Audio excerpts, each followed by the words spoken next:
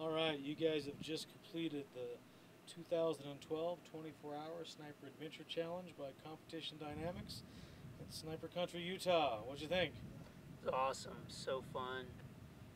So many different challenges and events you would not get in any other type of adventure race or shooting competition. That means a lot coming from you guys. I know you're big adventure racers. Yeah. It was a good mix of the two, Yeah. you know. Things are a little more raw and, you know. And just fun challenges like the being handcuffed and hooded and having to decode something and even jumping up on the cargo box and just neat little things like that. I'm glad you share our sense of fun. Yeah, we're weird. So who are you and where are you from? I'm Steve Daniel. I'm from Conifer, Colorado. And I'm John Murphy. I'm from Berthoud, Colorado. Outstanding. So you guys, in comparison to other adventure races, what makes this different or unique, or what are your thoughts on that? Well, this was some of the more rugged terrain actually I've been in an adventure race. Some of the things we had to climb up, I don't know if I've hiked anything that steep before. I mean, it was tough hiking, but it was all of the different challenges thrown into it. Adventure racing is either biking, hiking, paddling, kind of traditional disciplines. It's not getting duct taped to a tree and having to get out, or shooting a rifle or things like that. So very different than an adventure race. So you think other people that are into adventure races that like this, or is this too much of a niche opportunity? No, I think that people definitely would. You just have to find some folks that aren't, that are shooters that like guns and aren't afraid of guns. They would come out and do it. But I think if you marketed it well enough, it would definitely become a lot bigger of an event. Yeah. So what'd you guys do to prep for this? I'll let him answer that. I did mainly just a lot of hiking with the heavy rucksack, shooting, and then we've done some events earlier this year. We've done a Go Ruck. We did the Death Race about a month and a half ago. So those are pretty good prep races for this. Did you feel prepared? Could have been more prepared in some ways, I think. Yeah. Could have shot better. I realized, like, I had put on my to-do list, go shoot the pistol on steel at night.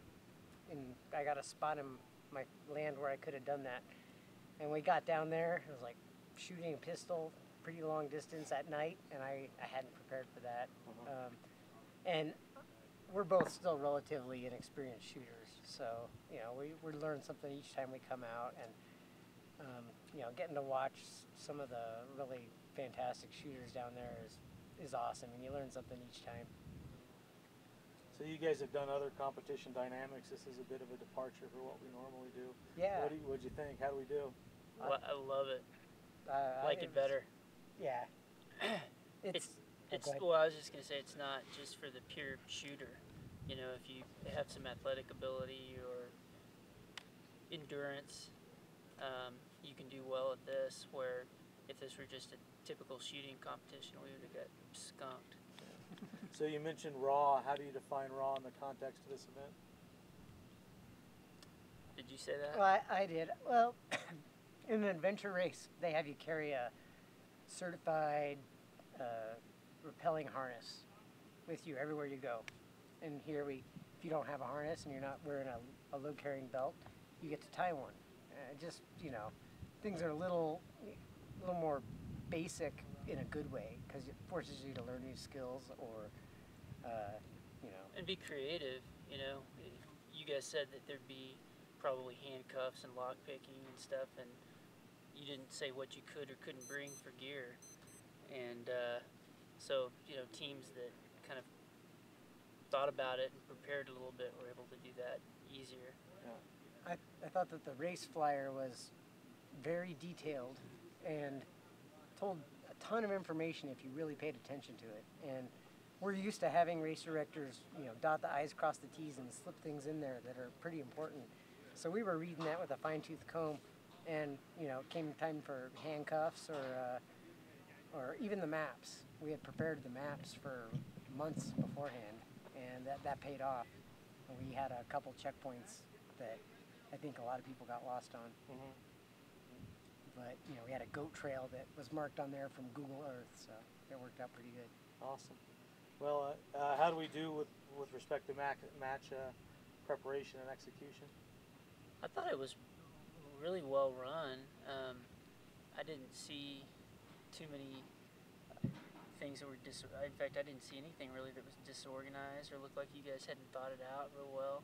And for a first-time event like this, on this big of a scale, I thought it was pretty impressive. I would have thought a lot more things would have slipped through the cracks. Most adventure races, they tend to have cutoffs to make the job easy for the race director. Yeah. And if you don't get to this checkpoint by then, you're out of the game. And that way the race director can follow the race and shut things down and move people ahead. Mm-hmm. And even the big expedition races will have those cutoffs.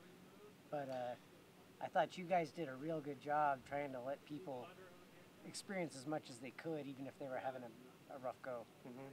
And that was pretty cool. Funny enough, too, all the nav points were spot on. And in an adventure race, I've never been in an adventure race where there wasn't one wrong checkpoint. That's the Recon Marine. Yeah, I mean, he did a great job. It was to the meter where it should have been. It was awesome. And we've done a fair bit of navigating, but what I came to appreciate as we got 3/4 of the way through the course is he had set points that made sense, and then he had set points that you should have avoided. You should have avoided. Mm-hmm. And we're like, wait a minute, we got down there 2,000 more feet out, and we're blasted, burned a bunch of energy, and like, that was a trap. Mm-hmm. And that was cool, just because I think next time we're plotting a route, we'll be a little more aware of our contours and where we're going, if it really makes sense to dive down there. Well, any final thoughts for the folks at home, so to speak? Come try it. Come do it next year. It's a blast. All right on. Thanks, guys.